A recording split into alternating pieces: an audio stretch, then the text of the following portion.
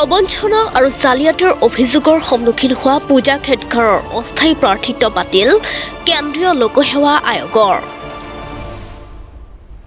UPSC অৰ্থাৎ কেন্দ্ৰীয় লোকসেৱা আয়োগে পূজা খেদকাৰক নিয়ম উলংঘা কৰা বুলি ধৰা পেলাই ভৱিষ্যতৰ সকলো পৰীক্ষা আৰু নিৰ্বাচনৰ পৰা স্থায়ীভাৱে বঞ্চিত কৰে।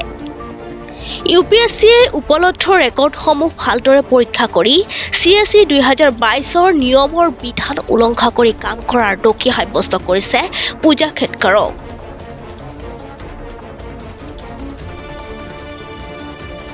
CSE 2022ৰ বাবে তেওঁৰ অস্থায়ী প্ৰাৰ্থিত্ব বাতিল কৰা হৈছে আৰু UPSCৰ ভৱিষ্যতৰ সকলো পৰীক্ষা নিৰ্বাচনৰ পৰাও তেওঁক স্থায়ীভাৱে বঞ্চিত কৰা হৈছে।